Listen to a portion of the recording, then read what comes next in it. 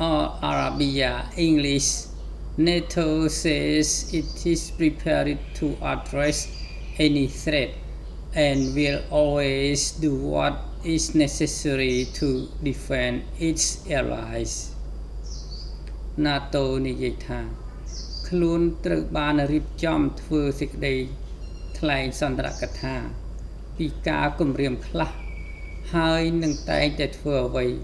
ដែលជាការចាំបាច់ក្នុងការការពារសម្ព័ន្ធមិត្តរបស់ខ្លួន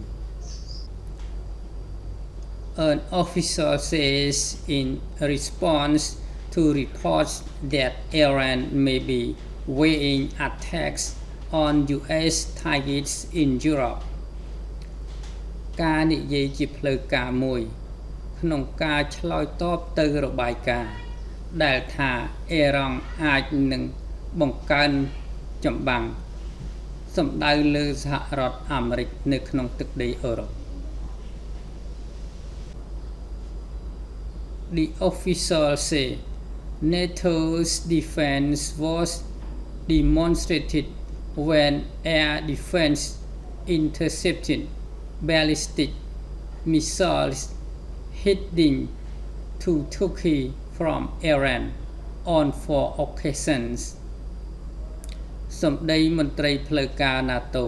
បាននិយាយថាការការពាររបស់ NATO ត្រូវបានបង្ហាញនៅពេលដែលប្រព័ន្ធការពារដែនអាកាស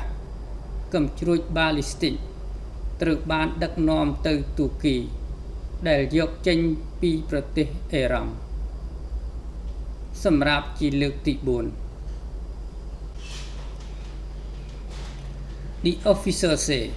our deterrence and defense posture is strong and effective មន្ត្រីផ្លូវការបានបន្តសម្ដីទៀតថាការបង្ហាញកម្លាំងរបស់យើងហើយនឹងស្ថានភាពការពារខ្លាំងហើយមានប្រសិទ្ធភាពបាទសូមអរគុណ